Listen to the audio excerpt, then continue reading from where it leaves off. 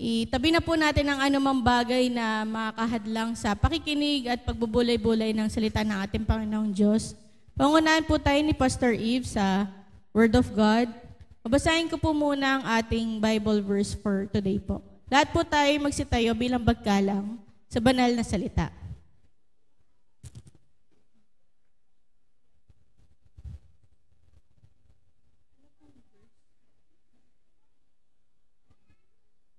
Sige po, buksan po natin ang ating mga Biblia sa 1 Corinthians chapter 15, verse 45 to 49.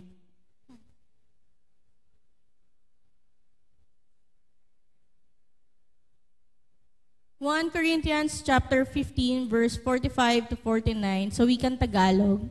Gayon din naman nasusulat, ang unang taong si Adam ay naging kaluluwang buhay. Ang huling Adam ay naging espiritong nagbibigay buhay. Magaman ukol sa espiritu ay hindi siya una, kundi ang ukol sa lupa pagkatapos ng ukol sa espiritu. Ang unang tao ay tagalupa na ukol sa lupa, ang ikalawang tao ay tagalangit. Kung ano ang ukol sa lupa, ay gayon din naman silang mga tagalupa, at kung ano ang ukol sa langit, ay gayon din naman silang tagalangit. Last verse. At kung paanong tinaglay natin ang larawang ukol sa lupa, ay tataglayin din naman natin ang larawang ukol sa langit. Purihin ang Diyos sa pagkabasa ng kanyang salita.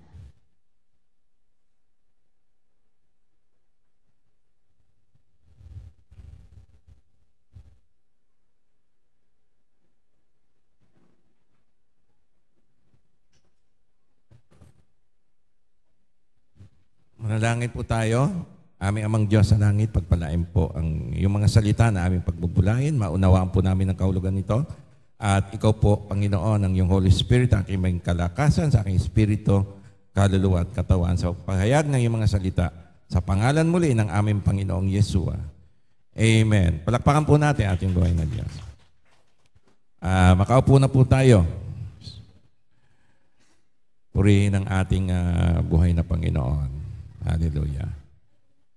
Ang ating pong paksa ay ang una at ang huling Adan. Purihin ang ating Panginoon. Okay, bago po ako magsimula ay paalala ko lang po sa 24 Sunday, meron po tayong gawain. At kung gusto po ninyo, kasi parang family day po ito, no? Kung gusto nyo po, gawin natin pong mas maaga, 7 a.m. to 9, tapos family na po tayo. Kasi 24 po yun, Ispiras. Hindi naman po natin pwedeng sakripisyo. Nakakalungkot po kasi yung mga ibang churches ay 24, ginagawa po nilang Saturday yung service nila, ay hindi naman po dapat yun. Diba? Kasi yan po ay Christmas para po sa ating Panginoon yon at hindi po dapat naapektuhan. Okay lang po ba? Okay, December 24, Sunday, 7 a.m. Ayan, purihin ng Panginoon. At ako po ay nagpapasalamat dahil binigyan po ako ng Lord ng panibagong taon na maglilingkod sa Kanya. Ako po ay, para po sa nagtatanong ng aking edad, ako po ay 59 years old. Ayan. Kasi nagkulay po ako ng buhok. Pag hindi po ako nagkulay, mukha po akong 69 years old. Dahil nagkulay po, yun po yung aking edad, 59. Gustuin ko man po, dahil madalas po ako mapagkamalang senior, hindi ko po ma-avail kasi nakokonsensya po ako. Bagamat sa jeep, pwede po ako magbayad, di naman titignan yung ID, nakokonsensya po ako, hindi pa po ako talaga senior. At doon nga po sa bayaran sa mall, ay tinatawag ako, sabi, sir, dito kayo, dito kayo. Kasi doon ako nakapila sa kabila, hindi na ako nagpapaliwanag kasi siya na nagtawag. Doon na ako nagbayad sa senior. Bagamat wala akong maipakitang senior card, sabi nga, hindi ko na kailangan ng discount kasi tatagal pa. Di ba? Matagal yun pagka may discount, di ba? Pero sa totoo, wala naman akong senior card pa. So next year ay sa kalooban ng Panginoon ay ma-avail ko na po yung senior citizen discount. Thank you Lord sa buhay na pinagkaloob niya. Praise God.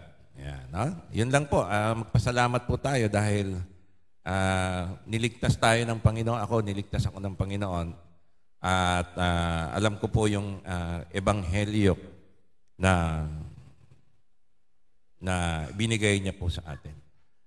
At yung nga pong ebanghelyo, mga kapatid, ay mas pinaliliwanag pa po natin para maunawaan po natin yung kalagayan natin. At kung ano po ang ginawa ni Kristo, ano po yung iniligtas niya sa atin, at ano po yung epekto sa ating buong katauhan. So ating po pinag-aaralan yung buong katauhan po natin, yung ating espiritu, kaluluwa at katawan. Ito po yung karuktong ng serye. So marami pong mga Kristiyano, hindi po nila na-realize yung kanilang buong katauhan. At hindi po nila alam kung sino po sila talaga roon. So ang tao po ay meron po kayong espiritu, amen? Meron po kayong kaluluwa at katawan. At yung espiritu, hindi po yan yung inyong kaluluwa. Iba po yung kaluluwa. At iba rin po yung katawan. Pero sila po ay iisang tao. Amen. At naunawaan po natin, mga kapatid, ang epekto ng unang Adan. At nangangailangan po ng ikalawang Adan, yung tinatawag sa Biblia na the last Adam. Bakit po last Adam? Kasi ito na po yung huling pag-asa. Pag yung huling Adan ay pumalpak at hindi po niya nailigtas ang sangkatauhan, mga kapatid, wala na po tayong kaligtasan. Naintindihan po ba ninyo? Amen? Naintindihan po. So nakasalalay po sa huling Adan yung kaligtasan natin. Kaya dapat po maunawaan po natin, ma-appreciate po natin kung ano po yung ginawa ng huling Adan para po maligtas tayo. At yung nga po yung binasa ng ating kapatid, ang una at ang huling Adan. So hindi ko na po babasahin yan. Dako na po tayo dun sa ating pinaka-topic. Ano ang relasyon, baba mo kapatid ano ang relasyon ng unang Adan sa huling Adan para sa kaligtasan ng sanlibutan? Bago po pala yun, panalangin po natin, yung aking misis po ay nakikibaka ngayon sa kakainin natin. Tanghalian po, ano? Kaya iniintay ko po yung message niya na magbubuhat. Standby ka lang, Nasel, pag sumenyas ako sa iyo, aakyat ka lang doon sa taas, tapos tutulungan mo siya magbuhat. Yan. Minsan kasi kinakaya, kaya naawa rin ako. Wala po siyang katuwang doon sa pagluluto. Sabi ko, gusto mo ng katuwang sa pagluluto. Ayaw naman niya. Gusto lang niya yung magbubuhat. So, yun po. At may pakiusap po ako sa inyo. Pag kumain po kayo, sabihin niyo po masarap. Para hindi naman po ma-discourage yung aking misis. Kahit may nalasahan kayong iba, sabi, ay, yung sarap. Delicious. Ako, galing nagluto ni Pastor o yung asawa ni Pastor. Okay po, yun na lang po regalo nyo sa akin kung wala po kayong dalang regalo at malamang wala po ako nakikita, wala po nagbibigay. So, okay lang po yun. So, yun na lang po ang regalo nyo sa akin, yung purihin nyo po yung pagod ng aking asawa. Okay po ba? Purihin ng Panginoon. Ano po ang relasyon ng unang Adan sa huling Adan? So hindi po natin nare-realize, mga kapatid, na ang kaligtasan po natin at yung pagpunta po natin sa impyerno at yung kaligtasan po natin sa impyerno, nakasalalay po yan sa dalawang Adan.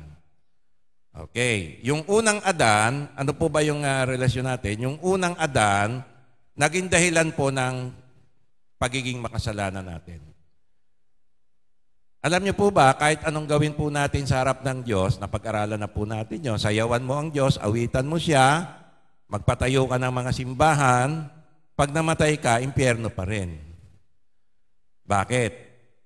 Kasi po yung kalagayan natin na makasalanan ay galing po yan sa kalagayan ni Adan. So kung ano po yung kalagayan ni Adan, epektado po tayo. Bakit naapektuhan ako sa kasalanan ng isa? Kasi ang dahilan po dyan, ang ibig sabihin po kasi ng Adan ay siya ang source ng tao. Pinanggalingan ng tao. So kung ano po yung kalagayan ni Adan, yun po magiging kalagayan natin. Ano po? Naalala ko po yung pelikula ni Dracula. Bagamat di po siya totoo, no? Alam niyo po yung Dracula, kahit anong gawin mong pagpatay doon sa mga mga alalay po niya, hindi po talaga mawawala yung mga Dracula. Andiyan pa rin po. So para mapatay mo po lahat ng Dracula, ng isang patayan, kasi may papalit lang po yan, kailangan patayin mo po yung pinaka-Dracula. Kasi ang buhay po nila nanggagaling doon sa kung sino man po yung pinaka-master na Dracula. Kaya pag napatay po yung Dracula, lahat po ng mga Dracula patay na rin. So in a way, mga kapatid, yan lang po naisip kong illustration kasi lahat po tayo nanonood ng Dracula, di ba? Wala po rito hindi nakakaalam ng vampira. Tama po, no? Mga aswang. Pero bagamat katang-isip lang po yun. Pero si Adan, dahil po sa kanyang kasalanan, dahil galing po tayo sa kanya, kahit di pa po tayo pinapanganak, dahil galing po tayo sa kanya, seed po tayo ni Adan o ni Adam, siya po yung unang tao, ay yung kalagayan po niya, naging kalagayan po natin. So kung ano yung kalagayan ni Adan, yun ang magiging kalagayan po natin. Kaya nung siya po sumuway, nagkasala, lahat po tayo naging makasalanan na, kahit di pa po tayo pinapanganak.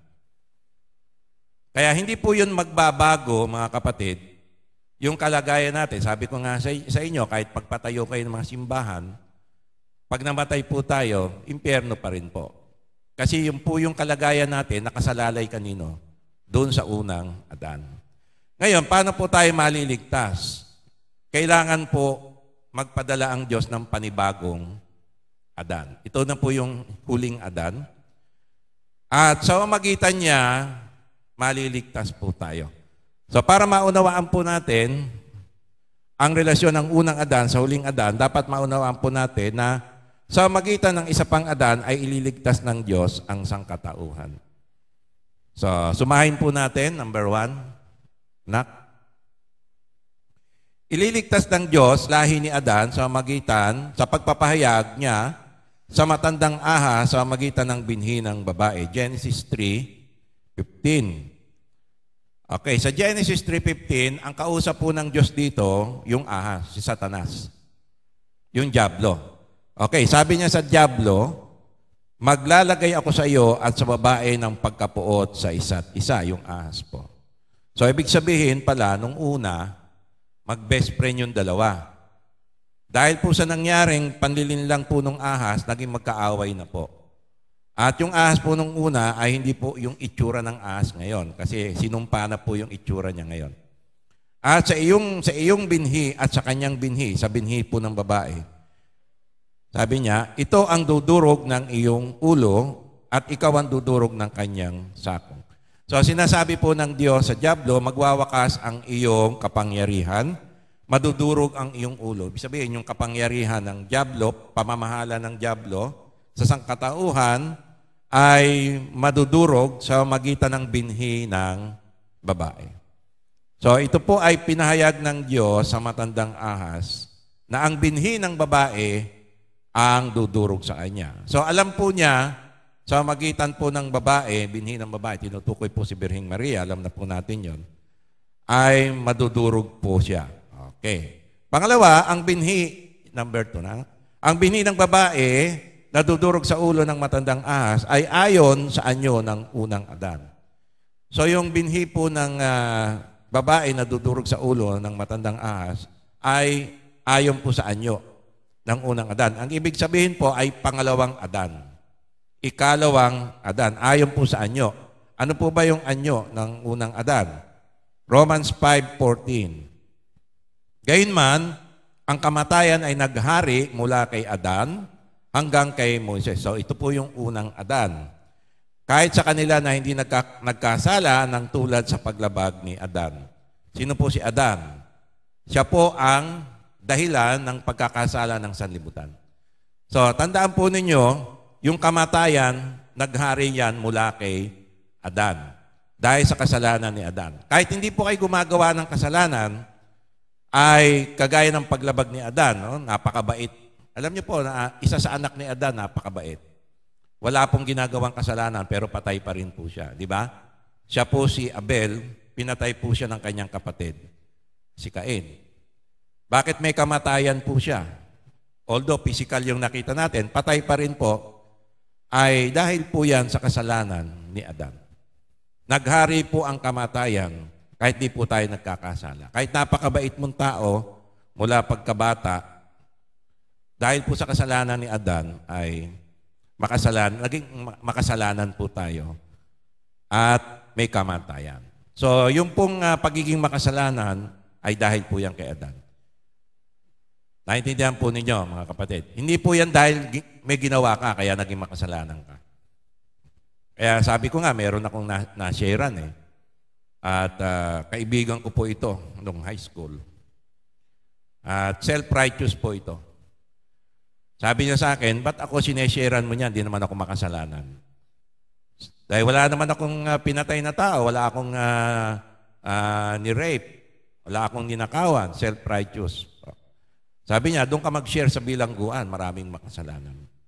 So hindi niya pa naintindihan, mga kapatid, na kaya siya naging makasalanan, kaya ako siya sinesharean. Kasi ang pagiging makasalanan niya, minana niya. Kaya nga may kamatayan. Kaya may kamatayan lahat ng tao. Dahil po dyan. At ang nakakatakot na kamatayan po, yung impyerno na po ang kasunod. So marami po mga tao, hindi po nila naintindihan na pag namatay sila anytime, hindi sila pupunta sa langit. Dahil kay Adan, na unang Adan, pupunta sila sa impyerno. Ayan. Ngayon, nangako naman po ang Diyos na yung binhi ng babae na magliligtas po sa atin ay siya po ay nasa anyo ng ng unang Adan. O, basahin ko po muli Gayunman ang kamatayan ay nagari kay Adan hanggang kay Moises, kahit sa kanila na hindi nagkasala, nang tulad ng sa paglabag ni Adan. So kita niyo po, hindi naman sila nagkasala. Kagaya ng pagkakasala ni Adan, ay patay pa rin po sila. Na siyang si Adan, sino pa si Adan? Na siyang anyo ng isa na darating. So yung darating na magliligtas sa atin na binhi ng babae ay nasa anyo ni Adan. Anong po ibig sabihin nun?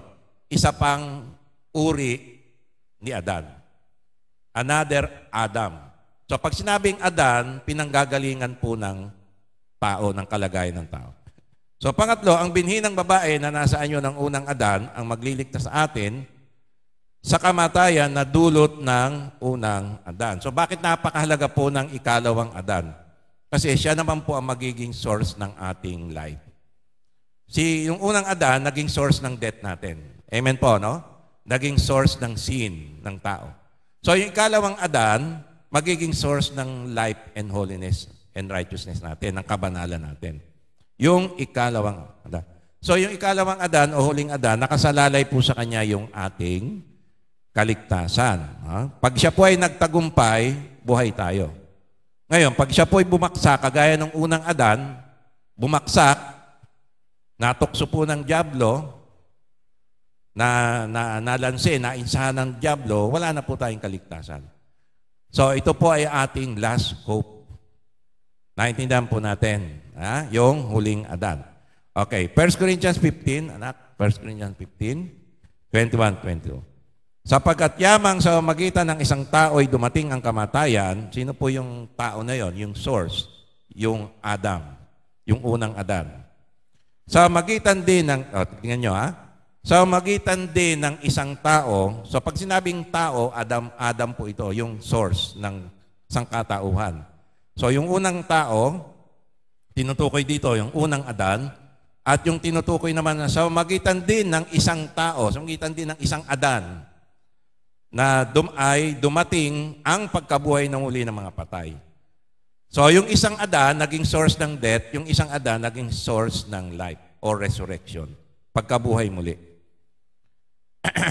Kasi yung Adan, yung unang Adan, pinatay tayo, di ba? Patay tayo.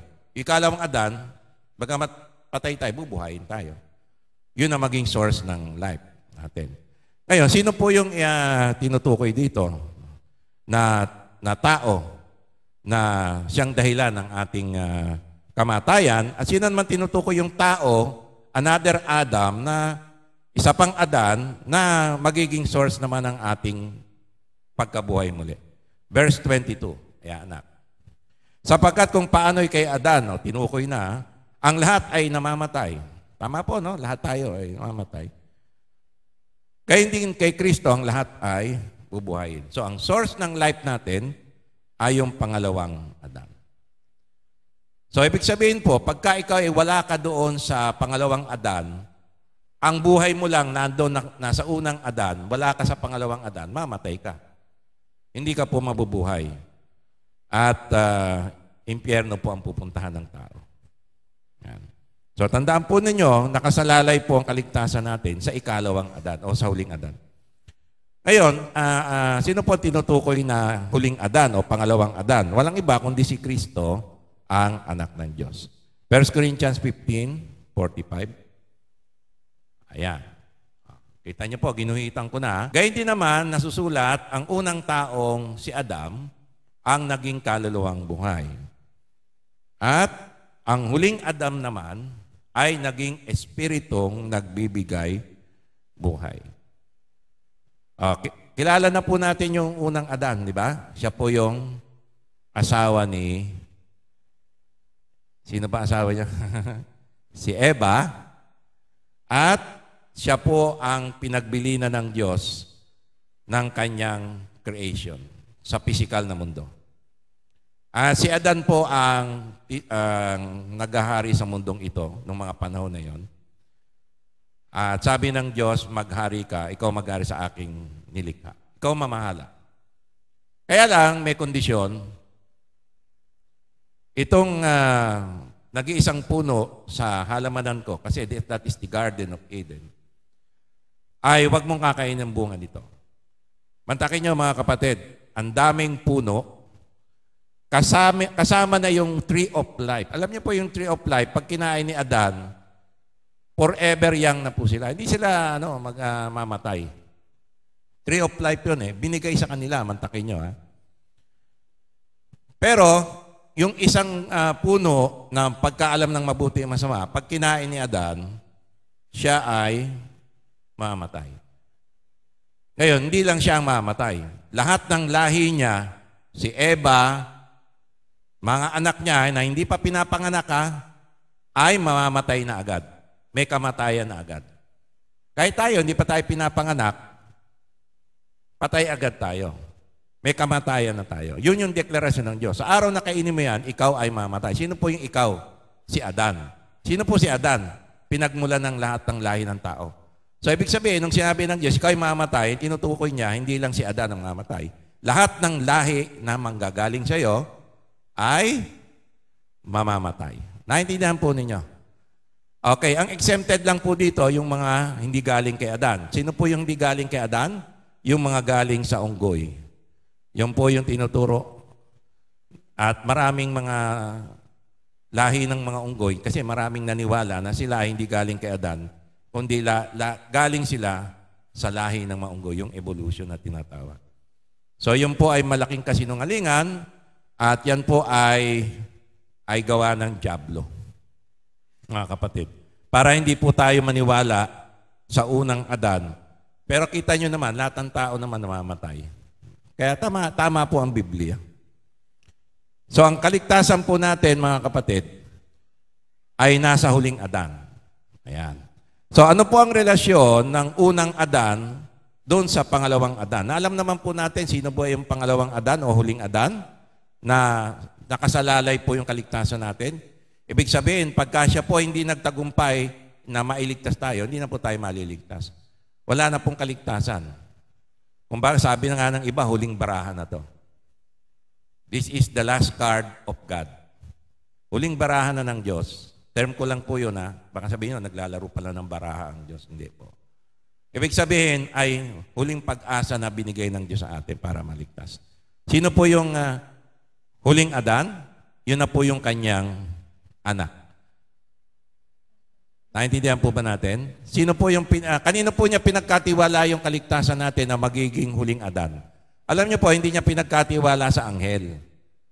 Hindi niya po pinagkatiwala sa tao o kanino pa man nilalang. Alam po niyo kanino niya binigay yung pagiging huling Adan na magliligtas sa atin? Ibinigay niya po sa pambato ng Diyos. Yung pinagkakatiwalaan po ng Diyos na magtatagumpay. Alam niyo po kung kanino niya pinagkatiwala. Doon mismo sa kanyang anak. Kaya sabi po ng Biblia, sinabi ng Diyos, dahil sa pag-ibig niya sa sanlibutan, isinugo niya ang kanyang bugtong na anak upang sino man sumampalataya, hindi mapahamak, kundi magkaroon ng buhay na walang hanggan. Kaya lang, itong huling Adan, hindi basta nagkatawang tao. Ibig sabihin, meron siyang kailangang gampanan dito sa lupa. Doon nakasalala yung kanyang pagiging huling Adan na magiging source ng ating buhay. Kailangan magtagumpay siya. Hindi basta nagkatawang tao lang. Alam niyo na po yun kung ano yung ginawa ni Kristo para magtagumpay po siya. So ano po yung relasyon ng unang Adan sa huling Adan para sa kaligtasan ng sanlibutan? Balikan po natin yung pinaka-verse natin, 1 Corinthians 15, 45 to 49. Okay, ganito. Ang unang Adan ay siyang yung kasunod. Yan, number 1. Ang unang Adan ay siyang pinanggalingan ng ating kaluluwa at katawang makalupa. Ang huling Adan naman ay siyang pinanggagalingan ng espiritual na katawan natin. So ano po ang pinagkaiba? Okay. Ang unang Adan, siyang naging source ng ating... Kung ano po tayo ngayon? So meron po tayong espiritu, meron po tayong kaluluwa, amen? Meron tayong katawan. So yung ating kaluluwa at katawan na makalupa, galing po yan sa sa unang Adan. Galing po yan kay Adan. So yung ating pagkakaroon ng kaluluwa at katawan, nasa unang Adan po yan. Yan. So ano po yung uri ng katawan natin, mga kapatid? Ito po ay tinatawag na katawang lupa. Galing sa lupa, katawang lupa. Kaya pag namatay po katawan natin, bumabalik sa lupa, nagiging abo. Ayan. Kung gusto nyong pabilisin, ay kinikremate po. Kaya instant na abo na. Ayan. So, yan po ang katawan natin, katawang makalupa. Ang huling Adan naman ay siyang pinanggagalingan ng espiritual na katawan. So ganito po para maintindihan po ninyo. Kung ano po yung katawan ng unang Adan, yun po yung naging katawan natin. Yan po yung naging katawan natin. Yung ikalawang Adan o yung huling Adan, kung ano po yung kanyang katawan, yun naman po magiging katawan natin. Alam niyo po ba ang katawan ng huling Adan, kung anong klaseng katawan? Sino ba yung huling Adan? Si Kristo. Alam niyo po ba kung ano yung kanyang katawan? Yan. Hindi po yan kagaya ng katawan ng unang Adan. Basahin po natin 1 Corinthians 15, 45 to 46. Gayun din naman nasusulat, ang unang taong si Adam ay naging kaluluwang buhay. Kaluluwang buhay, ibig sabihin, naging tao. Ang huling Adam ay naging espiritong nagbibigay buhay. Verse 46, bagamat ang ukol sa espiritu ay hindi siyang una, kundi ang ukol sa lupa. Pagkatapos, ang ukol sa espiritu. So ano po ang nauna, mga kapatid? Yung katawan natin, yan po ang nauna galing sa unang Adan.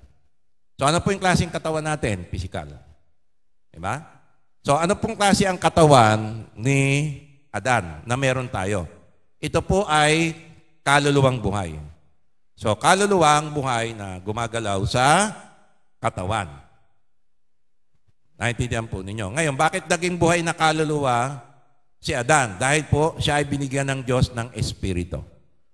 Yung kanyang espiritu, pag umalis po yon, mamamatay po yung kaluluwang buhay, yung katawan.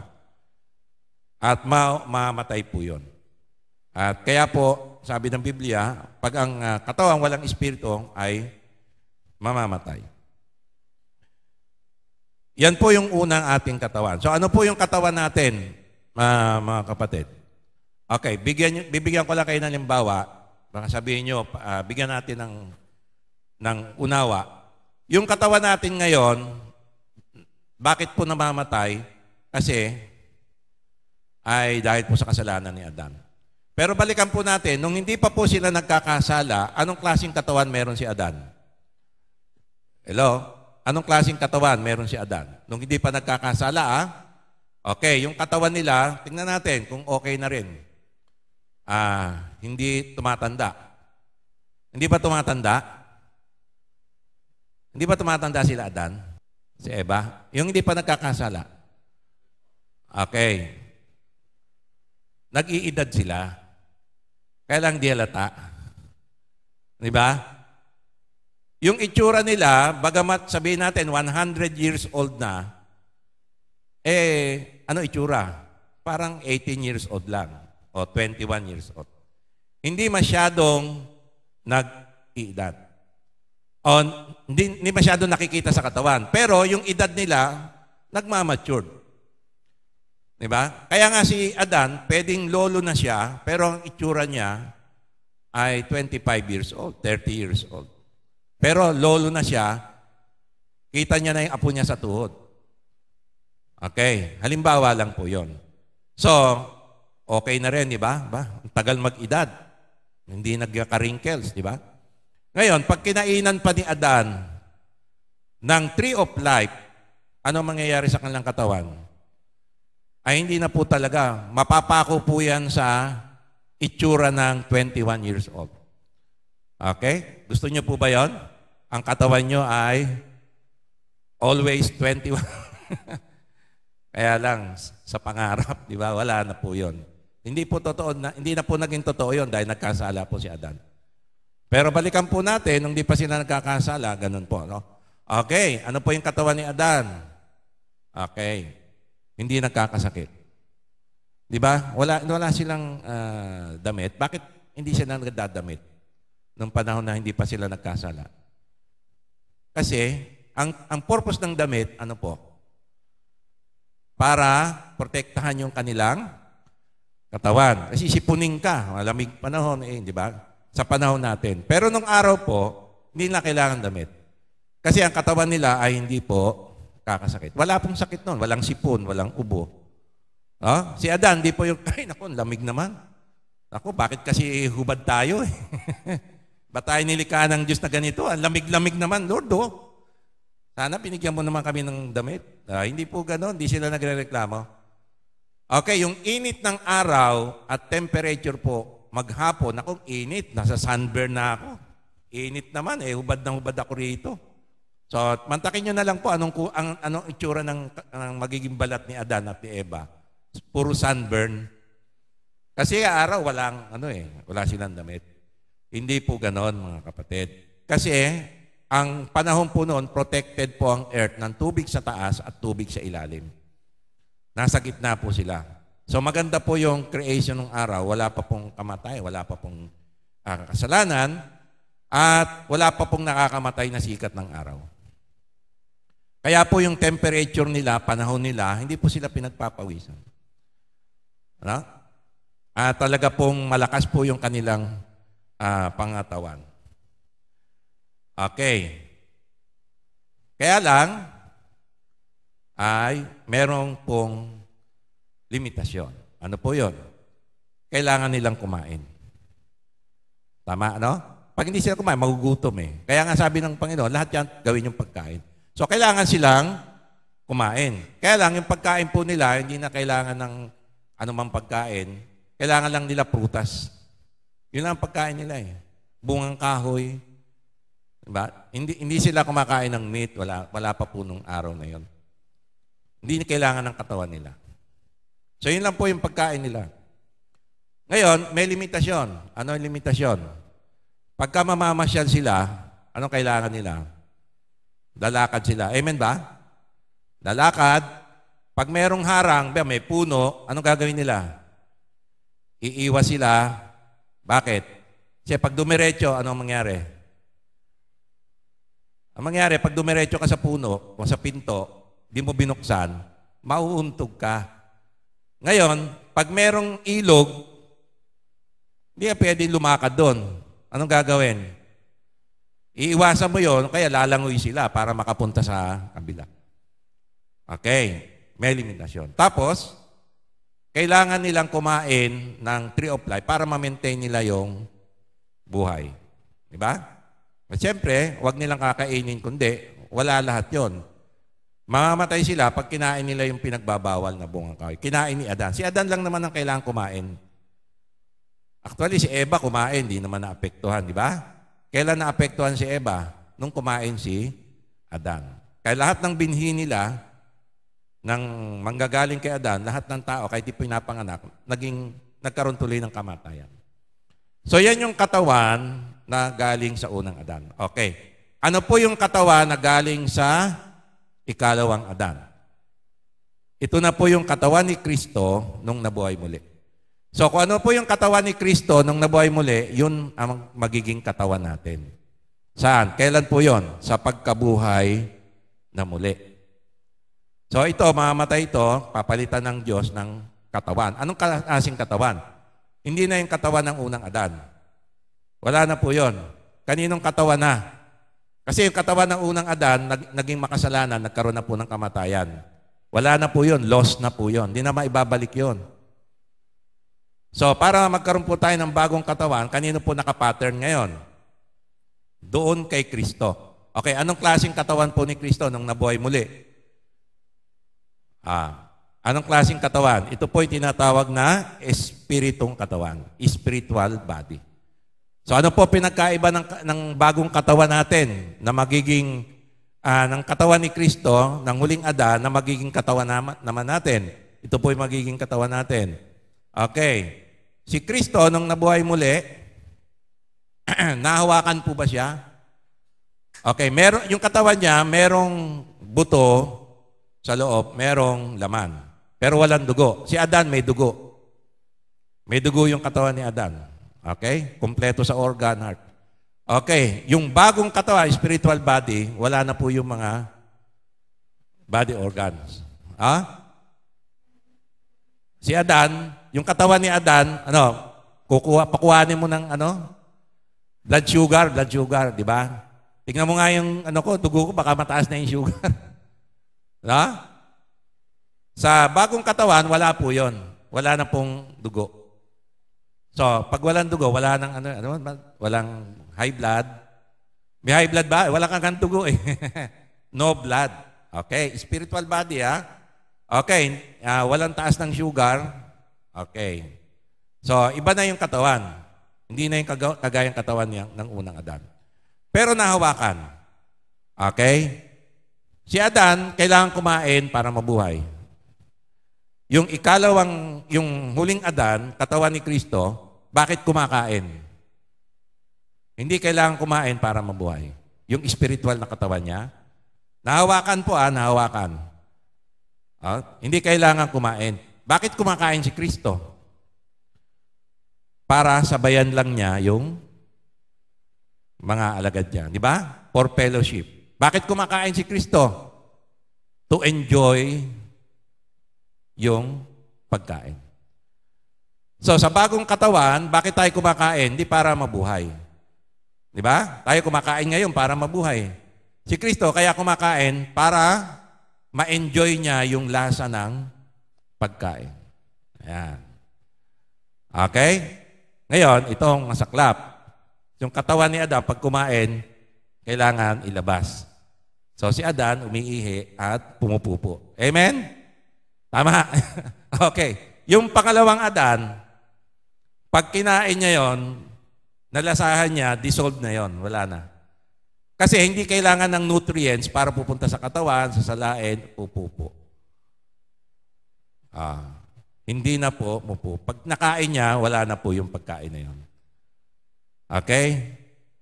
Hindi natin alam paano, pero tunaw na po yun, di na ilalabas yun. Gone na po yun. Okay, yan. So, hindi kailangan si Kristo, ay, sarap ng pagkain. Nabuhay na siya. Saan ba CR dito? Yan. Saka magbabawas muna ako, dami kong nakain. Sandali, mga alagad, Hindi po ganon, mga kapatid. Okay? Doon po sa bago niyang katawan, nung nabuhay muli, yun po yung spiritual body, yun po yung magiging katawan natin. So, hindi na po kailangan niya ng CR. Paano maliligo? Ito. Yung katawan ni Adan, kailangan maglinis. Ano ba, si Adan, lublob sa putik, kahit nung bago pa lang, maglilinis lang yon katawan. Malilinis na. Pero, yung bagong katawan, yung spiritual body ni Kristo, na magiging katawan din natin, pag nadumihan po yan, automatic, malilinis. Hindi po tatabla ng alikabok, hindi tatabla ng dumi. Laging malinis. Hindi po pinagpapawisan, kasi yung katawan na po yan ay spiritual body.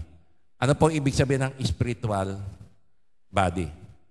Okay, to make the story short, tatagal po tayo. Okay, ang katawan ni Adan, na katawan natin, yung unang Adan, ay nilikha para sa physical na mundo. Amen? So, limitado. Saan ka pwedeng gumalaw yung katawan ni Adan? Dito lang sa mundong ibabaw. Okay? Pag lumabas ka sa outer space, kailangan, di ka na makahinga, di ba? Kailangan ng oxygen o gano'n. So, anyway, pwede ka rin siguro mag-survive sa buwan o pero physical na mundo pa rin. Makakarating pa rin ng tao, di ba? Sa buwan, baring sa ibang planeta, baka makarating din ng tao ron. Pero, hanggang physical lang na mundo. Okay, ano yung spiritual na katawan? Para maintindihan natin. Ang spiritual na katawan, mga kapatid, pwede siya sa lupa. At pwede siya saan? Sa langit. Actually, panlangit na katawan siya. Kaya yung panlangit na katawan, pwede sa lupa. Parang yung katawan din ng mga anghel, di ba? Alam niyo yung katawan ng mga anghel? Di ba, katawan yon, dinisenyo ng Diyos sa langit. Pero pwede rin ang anghel saan? Sa lupa. Pwede rin sila mag-anyo. Kaya nga ang nangyari, mga kapatid, ganito yung mga fallen angel, yung sumama sa dyablo, nung pumunta sila rin sa lupa, kasi nasakop na ng dyablo to, kasi nagkasala si Adan, alam niyo na po yon. Ang naging hari na ng mundong ito ay ang dyablo. Kaya nagwala po yung mga anghel. Anong ginawa ng mga anghel? Pwede sila sa langit, katawan nila, pwede sa lupa. So ano pong ginawa nila? Sinipingan nila, inasawa nila yung mga babae na tao. Ano po nangyari? Nagkaanak. Ano po nangyari? Sino po mga anak? Yung tinatawag na mga higante ng araw, Nephilim.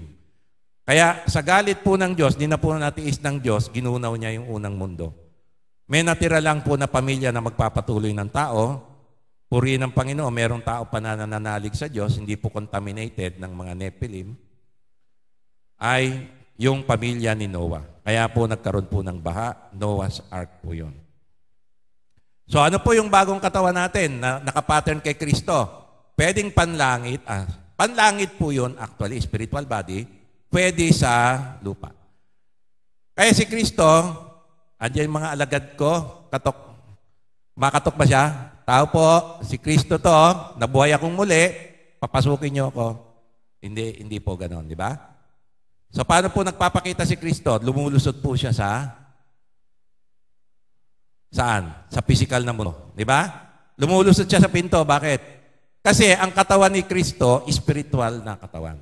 Ano po ang spiritual na katawan? Panglangit na katawan at panlupa rin. Pwede siya sa lupa. So pag ang katawan mo, kagaya ang katawan ni Kristo ay, nung nabuhay muli, panlangit, pwede rin panlupa. Kaya si Kristo, pwedeng hawakan mo, pwede rin siya lumusot, pwede rin siyang kumain, pero hindi para mabuhay, hindi para mabusog, para lang malasahan. At hindi siya sakop ng panlupa lang. Hindi siya sakop ng mundo ng lupa na kailangan maglinis siya, maligo, Actually, si Kristo, kung anong gusto niyang damit, hindi na magbibihis yun. Isipin lang niya, may damit na siya, may damit. Dito sa physical na mundo. Kaya si Kristo, kung gusto niyang pumunta sa ibang bansa, sa physical, yung katawan niya na spiritual body, Isipin lang niya, nandun na siya, lilipad na agad. Nandun na siya. Yan po yung spiritual na katawan. So, pag kinumpera niyo po sa physical na katawan, ganun po talaga. Marami pa pong kakayahan ng spiritual na katawan. Yan po yung bagong katawan natin sa pangalawang Adan. So, ano po ang gusto niyong katawan? Yung sa unang Adan o yung sa huling Adan? Siyempre, sa huling Adan. Sabi po ng 1 Corinthians, ito na ba yung kasunod natin? 1 Corinthians 15, 21-23. Sapagkat yamang sa magitan ng isang tao'y dumating kamatayan, sa magitan din ng isang tao'y dumating ang pagkabuhay na muli ng patay. Sapagkat kung paano kay Adan ang lahat ay mamatay, gayon din kay Kristo ang lahat ay bubuhayin. Okay, ayan. Subalit ang bawat isa ayon sa kanya-kanyang panahon. Si Kristo ang unang bunga. So nabuhay muli si Kristo, siya yung pattern, yung kanyang katawan, yun ang magiging katawan natin. Ano yung katawan ni Kristo? Hindi na po yun yung physical na katawan. Spiritual na katawan na po yan. Spiritual body. Pagkatapos, ang mga kay Kristo sa kanyang pagdating. Okay, kailan po tayo magkakaroon ng spiritual body? Mapapalitan po yung physical na body na to. Pagdating ni Kristo. Sabay-sabay po tayo. Hindi po kayo mauna, hindi ako mauna. Ano po yung mauna? Yung mga namatay na kay Kristo, mauna. Pero sabay-sabay po tayo. Mauna lang po sila ng saglit, kisap mata, tapos tayo na. Yung mga buhay na daratnan. Pero yung mga namatay na po naunang mga alagad, sila Apostol Pedro, sila Moises, si Adan, si Abel, ewan ko lang si Cain, baka si Cain saka sa impyerno yon. Si Abel, sigurado ko, kasama. Yung mauna silang magkaroon ng spiritual body. Kung darating si Kristo ngayon, susunod tayo. Papalitan yung ating katawan ng katawan kagaya ni Kristo. Amen? Naintindihan po ninyo. So, yung huling Adan, ang kanyang katawan ay ang magiging katawan natin sa pagkabuhay. Wala na po yung katawan ni Adan. Huwag nyo na pong kainggitan yon kasi yung katawan ni Adan, na-contaminate na po ng kasalanan, nagkaroon na po ng kamatayan. Wala na po yon. Ang bagong katawan na po natin kay Kristo na. Okay, pangalawa, ang unang Adan ay tagalupa. Nagaya ng mga nasa lupa. Ibig sabihin, ang access lang po ni Adan, ang authority lang po ni Adan dito sa lupa. Nalipat pa sa dyablo. Nung nagkasala si Adan, yung authority niya sa lupa, napunta pa sa dyablo. Na-transfer sa dyablo. Okay. Ang unang Adan ay tagalupa na gaya ng mga nasa lupa at babalik sa lupa o sa alabok na nagmula sa unang Adan. Dahil nagkaroon na po ng kamatayan yung ating katawan dahil po sa unang Adan. Ang huling Adan ay tagalangit na mula sa langit, na gaya ng mga nagmula sa huling Adan ay tagalangit. Okay. Ang unang Adan, hanggang saan ka lang? Pag ikaw ay sa unang Adan, hanggang saan ka lang? Ang buhay mo hanggang ano lang? Hanggang lupa lang. Hanggang dito sa earth. Kaya ang earth, pagka ito ay ginunaw na ng Diyos, gugunawin kasi ng Diyos to eh. Di ba? Yung mga kay Adan, sa unang Adan, nasan sila pupunta? Wala na po silang lalagyan, wala na po silang mundo. Sila po ay pupunta, ang mundo po nila sa impyerno na. So wala na pong lahi ni Adam mabubuhay sa lupang ito pag ginunaw na ng Diyos. Actually, nung una, ginunaw na ng Diyos nga sa tubig. Ngayon, talagang tutunawin ng Diyos na sa apoy sa huling panahon. Kaya ang magsusurvive na lang po ay yung mga katawang espiritu na nanggaling doon sa huling Adan kay Kristo. So ang unang Adan, dahil tagalupa, tayo hanggang lupa lang. Pag wala na yung lupa, wala ng tao. Wala nang lahi ni Adan pag ginunaw na itong lupa. Kasi hindi na siya mag-i-exist, hindi na, mamatay na siya. Hindi niya kaya mag-survive ng walang lupa. Okay? Naintindihan po ninyo yun. Okay, ang huling Adan ay tagalangit na mula sa langit, na gaya ng mga nagmula sa huling Adan ay tagalangit. So kung si Kristo, ang huling Adan, ay siyang pinanggagalingan mo ng buhay mo, siya ang source mo, ibig sabihin, hindi ka na tagalupa. Okay? Taga saan ka na, kapatid?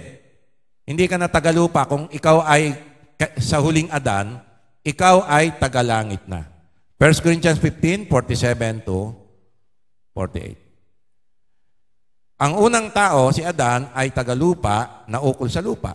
Ang ikalawang tao, ikalawang Adan, ay sampu galing. Saan galing si Kristo? Sa langit. Kaya sabi sa verse 48, kung ano ang ukol sa lupa, ay gayon din naman silang mga tagalupa. Ibig sabihin, kung si Adan, tagalupa ka lang. Hanggang dito lang ang buhay mo. Kung ano ang ukol sa langit, ay gayon din naman silang tagalangit. Pero kung ikaw ay nakasalalay sa ikalawang Adan o sa huling Adan kay Kristo, ang buhay mo hindi dito sa lupa. Saan? Ang buhay mo na, ikaw ay hindi na tagalupa. Taga saan ka na? Tagalangit. Dahil si Kristo na huling Adan ay tagalangit. So tandaan nyo, kung kaninong Adan ka nakadikit, yun ang buhay mo. Kaya kung sa unang Adan ka nakadikit, patay ka. Hanggang dito ka lang sa lupa, pag namatay ka, impyerno na. Pero pagka ikaw ay nakadikit sa huling Adan na tagalangit, ang buhay mo sa langit. Eh hindi ka na pupunta na impyerno. Kasi nakadikit ka sa huling Adan. Kaya pala sabi ni Kristo, di ba? Walang makakaparoon sa Ama kundi sa pamagitan ko. Ako lang ang daan, katotohanan, buhay. Totoo pala yun. Kasi siya yung huling Adan. Kaya pag naka-pattern ka, nakadikit sa unang Adan, hanggang dito ka lang sa lupa. Kaya pag namatay ka, patay ka na. Yung kaluluwa mo, impyerno. Wala nang lalagyan yung kaluluwa mo. Doon na sa impyerno. Pero kung ikaw, tagalangit, kagaya ni Kristo, nakadikit ka kay Kristo, sa langit ang iyong kaluluwa. Okay, Colossians 1:13. Iniligtas niya tayo sa kapangyarihan ng kadiliman at inilipat tayo sa kaharian ng kanyang minamahal na anak. Okay, pag dito tagalupa, taga-impyerno ka rin. Naintindihan niyo pa? Pag tagalupa ka, nakadikit ka sa unang Adan, may kamatayan dahil sa dyablo. So, ikaw ay sa kaharian ng dyablo, sa impyerno punta. Pero pag ikaw ay nakadikit sa huling Adan, kay Kristo na tagalangit, wala ka na sa kaharian ng impyerno o ng kadiliman, kundi inilipat ka na ng Diyos sa kaharian ng kanyang minamahal na anak. So, hindi ka na, saan ba kaharian ni Kristo? Diba? Sa langit. So, hindi ka na tagalupa, ikaw ay bahagi na ng kaharian ng langit. Verse 14, nasa kanya ay mayroon tayong katubusan na siyang kapatawaran ng mga kasalanan. So, pag ikaw ay nasa kaharian na ng langit, pinatawad na ang iyong kasalanan, tinubos na ang iyong kasalanan. Wala ka ng kasalanan. Ba? Saan napunta yung kasalanan natin? Kinuha lahat ni Kristo doon sa cross. Naintindihan po ba, mga kapatid? Ephesians 1:20, kanyang isinagawa ito kay Kristo nang kanyang muling buhayin siya mula sa mga patay at pinaupo sa kanyang kanan sa sangkalangitan. So, paano po tayo nagkaroon ng naging tagalangit? Nang si Kristo po ay nabuhay muli, ay nakumpleto na po yung ating pagiging tagalangit. At siya po ay naupo sa kanan ng Ama, sangkalangitan. At sabi po sa Ephesians 2:6, lahat ng nakay Kristo ay tayo ibinangong kalakip niya at pinaupong kasama niya sa kalangitan kay Kristo Jesus. So, ganito po yon. Pag ikaw ay kay Kristo na, nasan ka na? Wala ka na po rin sa lupa actually. Ikaw ay tagalangit na. Ikaw ay nakaupong kasama na ni Kristo sa langit. Paano po nangyari yun, Pastor? Nandito pa ako. Di ba? Yan po ay misteryo. Yan po ay kapangyarihan ng Diyos. Sabi ng Biblia, ikaw ay ibinangangong kalakip na niya, pinaupong kasama niya sa kalangitan kay Kristo. Kailan po nangyari yon? Ephesians 2, verse 8 and 9. Sapagkat sa biyaya kayo'y nangaligtas sa magitan ng pananampalataya at hindi sa inyong sarili, ito'y kaloob ng Diyos. Alam niyo po, yung pagiging tagalangit natin, pinaupo kang kasama ni Kristo sa langit, sa luklukan ng Diyos, ito'y kaloob ng Diyos. Kailan nangyari? Nung ikaw'y nanampalataya kay Kristo. Di ba? Nung ikaw'y nagsisi at nanampalataya kay Kristo, hindi mo alam nangyari. Paliliwanag ko po. Yung espiritu mo ay pinaupong kasama ni Kristo sa langit.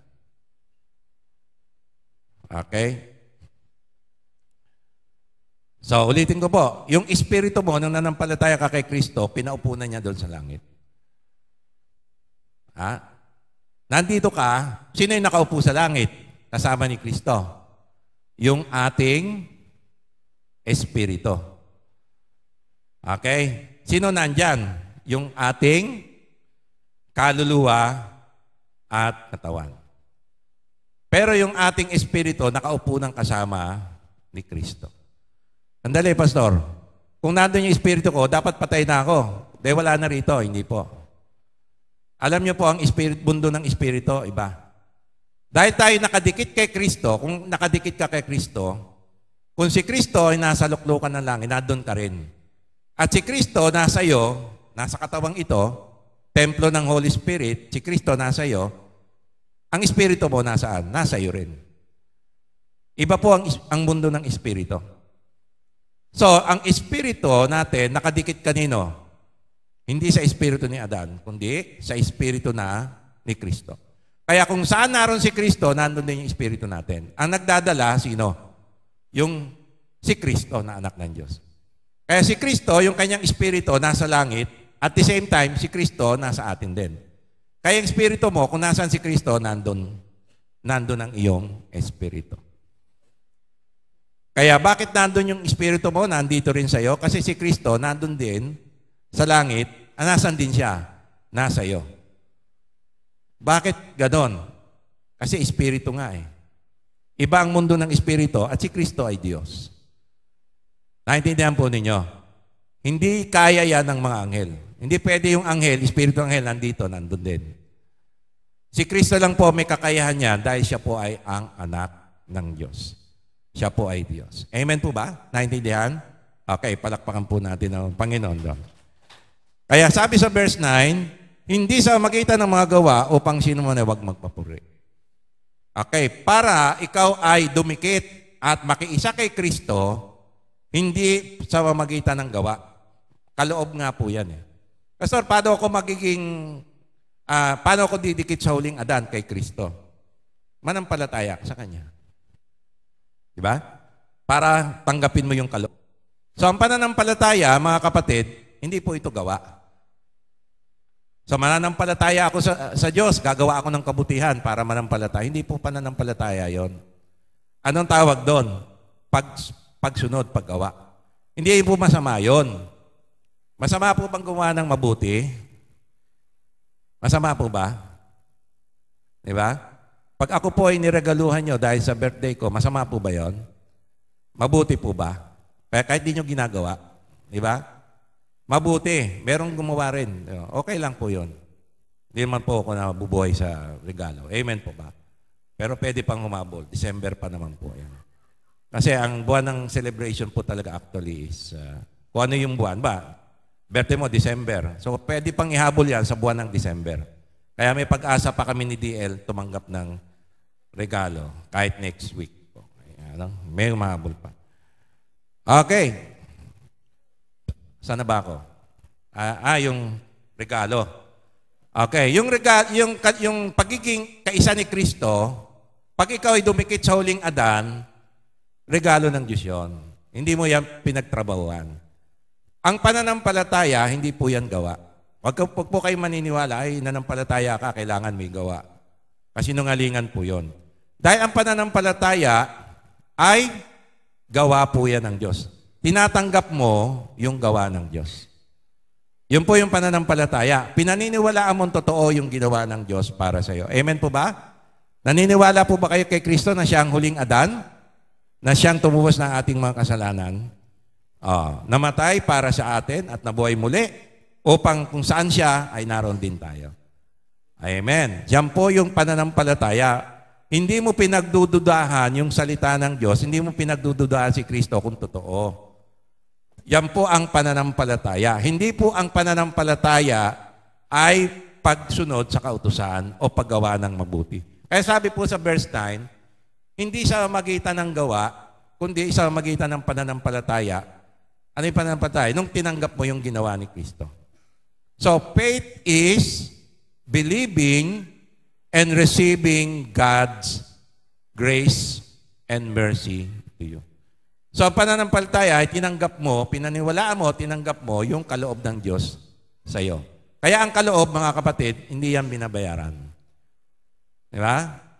Kung magre-regalo kayo sa akin, sasabihin ko ba, uy, ang ganda naman ng regalo mo. O, pastor, mahal pagkabili ko dyan, bayaran mo. Ito yung resibo. So, hindi po yung regalo yun pag siningil nyo ako. Anong tawag doon? Pabili. Ibig sabihin, nagpabili ako sa iyo, babayaran kita, pabili. Pero pag regalo, hindi mo ako sisingilin. Libre yun. Diba? So ang Diyos, niregaluhan po tayo ng kaligtasan kay Kristo. So para ikaw ay dumikit kay Kristo, maging source mo siya, malipat ka mula sa unang Adan, lilipat ka sa pangalawang Adan o huling Adan kay Kristo, yan ang proseso na yan, mga kapatid, ay regalo ng Diyos. Ang tawag po dyan, biyaya. Naintindihan po natin, ha? Okay, pangatlo. Ang unang Adan ay ang larawan ng ating kalagayan sa lupa, na kalagayan ni Adan. Ang huling Adan ay ang larawan ng ating kalagayan sa langit, na larawan ng huling Adan, si Kristo. Okay, ito na po yung pangwakas ko, huling punto. 1 Corinthians 15:49. At kung paanong tinaglay natin ang larawan ukol sa lupa, ay tataglayin din natin ang larawan ukol sa langit. So ano po ibig sabihin yan? Okay. Ganito paliwanag ko lang. Di ba may kamatayan tayo? Actually. Katawan natin, tumatanda, namamatay. May kasalanan tayo, nakagawa tayo ng kasalanan, makasalanan tayo. Bakit? Bakit ganon? Bakit naghihirap tayo sa mundong ibabaw na to? Bakit may kamatayan tayo? Anong dahilan? Bakit? Isa lang ang dahilan. Dahil sa larawan, dahil taglay natin ang larawan ukol sa lupa. Ano ba yung taglay natin na larawan ukol sa lupa? Ito po yung larawan ni Adan, ng unang Adan. Kaya meron tayong kamatayan kasi nagkasala siya. So kung ano si Adan, ganun din tayo. Kasi ang larawan natin, tinataglay natin yung larawan ng ukol sa lupa. Larawan ni Adan nasa atin. Kaya patay tayo. Ngayon, paano makawala? Kailangan mapalitan yung larawan na yon ng larawan ukol sa langit. Sino yung larawan natin ukol sa langit? Si Kristo. So, ibig sabihin, kung ano si Kristo, yun ang larawan mo. So, pag tumingin ka sa ano ba yung picture, no? Hindi salamin, Pag tinignan mo yung picture mo, picture ni Adan, may kamatayan. Ikaw yan. Litrato mo Bakit ang ginitrato ko? Larawan ni Adan, ikaw yan. Ngayon, pag ang larawan mo, ukol sa langit, larawan ni Kristo, pag tinignan mo yung larawan ni Kristo, ikaw yan. Ano ibig sabihin? Kung ano si Kristo, ganun ka. Ngayon, kung ano si Adan, yung unang Adan, ganun ka rin. Ngayon, pwede bang dalawa? Hindi pwede dalawa, kailangan isa lang. So, kailangan ang tao mamili, kung gusto niyang manatili sa unang Adan siya. Ang larawan niya, yung unang Adan. Ibig sabihin, kung ano yung unang Adan, ganun siya. Ngayon, kung ang gusto mo, lumipat sa pangalawang Adan, o huling Adan, kung anong larawan niya, ganun ka. Anong larawan niyo? Kung ano si Kristo, ganun ka rin. Pero kailangan mamili ka. Hindi pwede kalahati. Adan, kalahati, larawan ni Kristo, wala pong ganon. 1 Corinthians 15:49. Yan na pala. Yan na yun, ano? Okay. 1 Corinthians 6:17. Okay. Ngunit siya na nakikisama sa Panginoon ay nagiging isang espiritu na kasama niya. So, paano po mangyayari, mga kapatid? Pag ikaw ay nanampalataya kay Kristo, yung espiritu mo, may iba na. Ano na? Makikiisa na kanino? Nagiging isang espiritu na nino? Ni Kristo. Kaya ang larawan mo, sino na? Si Kristo. Hindi mo na larawan yung espiritu ni Adan na patay. So wala na po yung larawan ni Adan na espiritu na patay, kundi larawan na ni Kristo na buhay. Kasi pag nakiisa ka kay Kristo, sinabi mo, Panginoon, buhay ko sa iyo, nananampalataya ko sa iyo. Lahat ng kasalanan ko, sinusurrender ko na sa iyo. Panginoon, tanggapin mo po ako sa iyong kaharian. Ikaw na po ang Panginoon ko tagapagligtas. Sinabi mo yung kay Kristo. It's between you and Him. Ngayon, pag nakita ni Kristo yan, at ginawa mo siyang Panginoon tagapagligtas mo, sabihin yung buhay mo, binigay mo na sa Kanya, magiging isa na kayo. So, ang larawan mo na, sino? Si Kristo. Yung espiritu nyo, espiritu mo, espiritu niya, ay hindi na dalawa, kundi iisa. Naintindihan po nyo? Kaya pagka ang picture mo na, hindi na picture ng unang Adan, picture na ng ikalawang Adan. Okay, 1 John 4:17. Dito'y naging ganap ang pag-ibig sa atin upang tayo magkaroon ng lubos na pagtitiwala sa araw ng paghuhukom sapagkat kung ano siya, si Kristo, kung ano si Kristo, ano yung huling Adan, ay gayon din naman tayo saan? Sa sanlibutan ito. Okay. Yung espiritu natin nagtatransform. Mula sa unang Adan, nagiging larawan natin, sino? Yung ikalawang Adan, o si Kristo, yung huling Adan, siya ay nagiging larawan natin. Ibig sabihin, kung ano si Kristo, ganun tayo. Saan? Sa ating spirit. Sa ating espiritu. Kaya, yung espiritu mo, magiging kaisa ni Kristo, magiging larawan mo si Kristo. Kaya, sa iyong spirit, sino nandyan na? Sinong larawan na yan? Kanino? Kay Kristo. Kaya, sabi ng Biblia, ang huling Adan, kung ano yung huling Adan, ikaw yon. Magiging ikaw yon. So, nakasalalay sa huling Adan, yung ikaw. So kung anong si Kristo, ganun ka rin. Dahil si Kristo ang iyong larawan, saan? Sa sanlibutan ito. Hindi pag namatay ka, hindi po yun. Pag yung oras na ikaw ay nanampalatay kay Kristo, yung espiritu mo at espiritu ni Kristo, isa na, ang larawan mo si Kristo na. Kaya kung ano si Kristo, ganun ka. Kaya kung si Kristo nasa langit, nakaluklok sa kanan ng Ama, nasan ka? Nakaluklok ka rin sa kanan ng Ama. At si Kristo nanahan sa iyo, yung espiritu mo nasa iyo. Kasi ikaw at si Kristo ay iisa na sa espiritu. Galatians 3:26, sapagkat kay Kristo Jesus kayong lahat ay mga anak ng Diyos sa magitan ng pananampalataya. Sino ba si Kristo? Siya ang bugtong na anak ng Diyos. Tama? Larawan mo si Kristo. Ano ka na? Ikaw ay, hindi bugtong kasi siya lang naman yung bugtong. Ikaw ay na? Lahat tayo ay mga anak ng Diyos sa pananampalataya. Naintindihan po ninyo? So yung pagiging anak ng Diyos ni Kristo, na kanino rin? Nasa iyo. Nasa akin. Sa ating espiritu. Okay? Ulitin ko, kung ano yung pagiging anak ng Diyos ni Kristo, nasa iyo rin. Kaya kung si Kristo ay anak na ng Diyos, kung si Kristo ay anak ng Diyos, ikaw ay magiging anak ng Diyos. Kailan? Nung ikaw ay nanampalataya. Hindi yung pag namatay ka. Nung ikaw ay nanampalataya. So, hindi ka na lahi ni Adan. Kaninong lahi ka na? Ng ikalawang Adan. Galatians 4:6-7. Sapagkat kayo'y mga anak, isinugo ng Diyos ang espiritu ng kanyang anak sa ating mga puso na sumisigaw, Aba. Ama. Kaya alam mo, sa puso mo, sa iyong espiritu, nasa iyong Holy Spirit, ang Diyos, Ama mo. Kaya natatawag mo siyang, Ama. Ama, patay mo na. Okay. Kaya't hindi ka na alipin, kundi anak. At kung anak ay, tagapagmana. Ako, may mamanahin. May mamanahin ba tayo? May mamanahin? Sa langit? Kailan natatanggap yung mana?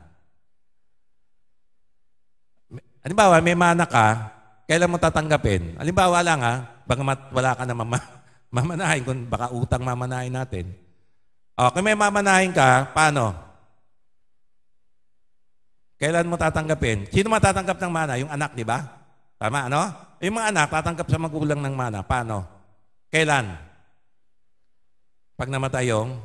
Okay. May problema tayo. Sino ang tatay natin? Diyos Ama. Di ba? Amen ba? Sino ang tatay ni Jesus? Yun ang tatay natin. Anak na tayo. Kung anak daw, tagapagmana. Ang tanong, kailan mo mamanahin? Hintay mong mamatay yung ama na. Okay. Ha? Pag nandun na, ba, okay yan. Oo. So gusto mo nang mauna, sister? Kasi gusto mo nang tanggapin yung mana mo, parang baliktad yata. Tatanggapin ko yung mana ng tatay ko pag namatay ako. Ba't baliktad, sister? Hindi ganun eh. Di ba ang tumatanggap ng mana, pag namatay yung tagapagmana ang buhay, hindi baliktad na pag namatay yung tagapagmana, tatanggapin niya yung mana, baliktad yata yon. Dapat pag namatay yung nagbibigay ng mana. Ang problema, sabi ng Biblia, anak tayo ng Diyos, tagapagmana, hindi naman pwedeng mamatay yung ama natin bago bigay yung mana. Hindi naman pwede na hintay pa natin tayo mamatay, baliktad yata yun. Kung buhay ka pa, kung dumating siya, patay ka na, pagdating pa niya, tagal naman. Pagdating niya, doon sa Diyos. Sige, pagdating, kailan pa yon? Hindi natin alam, di ba? Okay, sabi ng Biblia, kung ikaw ay anak, ikaw ay tagapagmana.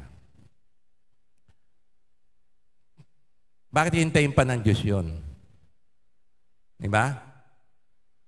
Bakit hintayin pa ng Diyos yun? Yung mana. Tagapagmana ka naman. Anak ka. Okay, sa mundo ng Espiritu, sa Diyos, hindi po ganon. Sa Diyos, pag anak ka, tagapagmana. Ibig sabihin, tagapagmana ka. Mamanahin mo na.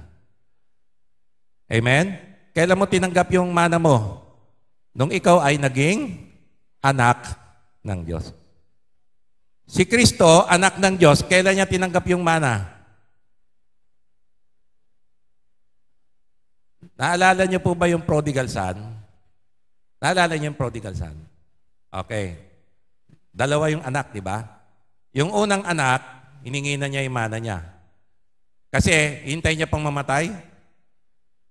Sabi, kunin ko na. So, yung ama, binigay na. Ngayon, nung naghirap, nilustay, bumalik, may nagselos. Sino yung nagselos? Yung panganay. Ba't tinanggap mo? Nilustay nga yung kayamanan mo. Tinanggap mo pa. Binihisan mo pa. Baka pamanahan mo pa yan eh. Samantalang ako, nagsisilbi ako sa'yo, nagtampo. Pinunta ng tatay. Sabi ng tatay doon sa panganay, anak, yung kapatid mo namatay, nabuhay muli. Bumalik sa atin. Dapat matuwa tayo. Di ba? Tama, no? Nagsisi. Naligtas. Ikaw, anak na kita. Hindi mo na ako kailangang, hindi ako kailangang mamatay para tanggapin mo yung mana mo. Dahil anak kita, lahat ng sa akin ay sa'yo. Naintindihan niyo po? So yung anak ng Diyos, si Kristo, hindi niya, kailan ko ba tatanggapin itong mana? Hindi po ganun sa Diyos. Pag anak ka ng Diyos, kung ano yung sa Diyos, sa iyo yan, tagapagmana ka eh. Sa iba po, tagapagmana sa lupa, iba yung tagapagmana sa langit. Ang tagapagmana sa langit, pag anak ng Diyos, kung ano yung ama, nasa iyo na. Naintindihan po ninyo. Sabi ng Biblia, Ephesians 1:3, purihin nawa ang Diyos at ama ng, ito na po magtatapos. Purihin nawa ang Diyos at ama ng ating Panginoong Hesukristo na siyang nagpapala sa atin kay Kristo ng bawat pagpapalang espiritual sa sangkalangitan. Ang tanong, yung mana, kailan po binigay dito? Kailan po binigay? Purihin nawa ang Diyos at Ama ng ating Panginoon Kristo na siyang magpapala o nagpapala na. Nagpapala sa atin kay Kristo ng bawat pagpapalang espiritual sa kalangitan. Binigay na po na kanino? Kunin mo kay Kristo. Ngayon, paano makukuha? Pag ikaw ay naging anak ng Diyos kay Kristo. Paano ka magiging anak ng Diyos? Pag ikaw ay nanampalataya kay Kristo, ikaw ay anak na ng Diyos. So, ito po pag ikaw ay nasa lahi ng unang Adan, yung mana mo, hintayin mo pang mamatay yung magulang mo. Tama, no? Pag ikaw ay nasa huling Adan, iba. Pag ikaw ay anak ng Diyos, tagapagmana, binigay na sa iyo. Gamitin mo kailan mo gusto. Kaya sabi nung tatay doon sa isa, iba kasi eh. Iba yung yung isa anak, pareho naman anak, di ba? Kaya lang, ang simbolo doon, yung una, lahi ni Adan, ito, lahi ni Kristo. Pagiging anak na ng Diyos, sinisimbolo doon. Pag kay anak ng Diyos, kay Kristo, kung ano yung sa Diyos, sa'yo. Kasi anak ka, tagapagmana ka. Mana mo, kung ano yung nasa Diyos, nasa iyo. Kaya, kung ano yung nasa Kristo, nasa iyo rin. Naintindihan niyo po? Dahil si Kristo, hindi na maghihintayan ng tagal naman. Paano? Lahat po ng sa Ama na kay Kristo na. At kung ikaw ay na kay Kristo, anak ka rin ng Diyos, tagapagmana ka rin kagaya ni Kristo, nasa iyo na rin. Alam niyo po ang kulang na lang. Yung sinabi ni Kristo, kasi may panapanahon. Ano na lang po yung kulang na wala pa sa atin? Yung ating spiritual body. Bakit hindi mo pa pwede pa kunin ko na spiritual body? Suot ko na ngayon? Hindi pwede. Bakit? Kasi lahat ng mga anak ng Diyos ay walang lamangan. Ba't mo lalamangan yung kapatid mo? Sabay-sabay tayong magkakaroon ng spiritual body pagdating ni Kristo. Yun ang po ang tatanggapin natin doon. Pero yung mana natin, na kay Kristo na po yan. Ang problema, hindi natin alam. At dahil hindi mo alam, hindi mo ina-avail. Hindi mo kinukuha. Pwede na pala. Okay? Ano ba yung mana na yon? Sabi dito ay ng bawat pagpapalang espiritual sa sangkalangitan. Kung ano available doon, nasa iyo. Kung anak ka ng Diyos, ha? Pero kung nandun ka pa rin sa unang Adan, wala. Pero kung nasa piling ka na, nakadikit ka na sa huling Adan, kay Kristo, yun na yun. Anak ka ng Diyos. Okay, pagbubulay, pangwakas. Ito ang dakilang layunin ng pagiging huling Adan ni Kristo upang si Kristo ay manahan sa atin sa pakikipag-isa sa ating espiritu na siyang dakilang misteryo na naitago sa mga panahon. So ito po yung misteryo na naitago po yun. Sa matagal na panahon, hindi po alam yan ng mga unbeliever. Ang alam lang nila, yung mana nila, hanggang dito lang po kasi siya sa lupa kaysa sa unang Adan. Hindi po nila alam yung huling Adan. Tayo lang po nakakalam. Atin-atin lang po ito. Baka ipagkalat nyo, ha? Hindi. Ipagkalat nyo po ito. I-share nyo po sa mga... Para sila po ay mailipat din sa huling Adan. Kasi nasa unang Adan pa rin po sila. Kaya pag namatay po sila sa unang Adan, di po sila nakalipat. Patay na po yun. Wala na po yun. Huli na po ang lahat. Sabi ng Biblia, pagkamatay ng tao, hatol na po yun. Kaya tayo po ipapala dahil naintindihan po natin tayo ay nasa huling Adan na. Nakadikit po tayo at nakikiisa po tayo ngayon. Kaisa po tayo ngayon ng huling Adan, si Kristo. Amen? Palakpakan po natin ang ating buhay na Diyos. Tayo po ay manalangin. Aming Amang Diyos sa langit, salamat po. Pinakita po sa amin ang huling Adan. Nakilala po namin siya, tinanggap po namin ang biyaya ng lahat ng biyayang sangkalangitan, lalo na po ang kaligtasan. At kami ay tinuring mo ng mga anak mo kay Kristo. Salamat po dahil nagtagumpay po ang aming Panginoong Hesus. Nadurog po niya ang ulo ng dyablo nang siya po ay namatay sa krus, nilibing at nabuhay muli, kami po ay iniligtas na niya. Kaya nga po, salamat po sapagkat kami ay nanampalataya kay Kristo. Siya ay aming Panginoon tagapagligtas. Ang aming buhay ay nasa Kanya. At siya ay nasa amin at kami ay nasa iyo. Aming Amang Diyos sa langit, sa aming Espiritu. Sa pangalan lamang ng Panginoong Hesus, pagpalain mo po ang iyong mga anak. At ang iyong mga salita, maipamuhay po namin ang aming pagiging kagaya ni Kristo. Siya po ang aming larawan at mamumuhay po kami, mga anak ng Diyos, sa pangalan ng Panginoong Hesus. Amen. Palakpakan po natin ang ating buhay na Panginoon. Okay.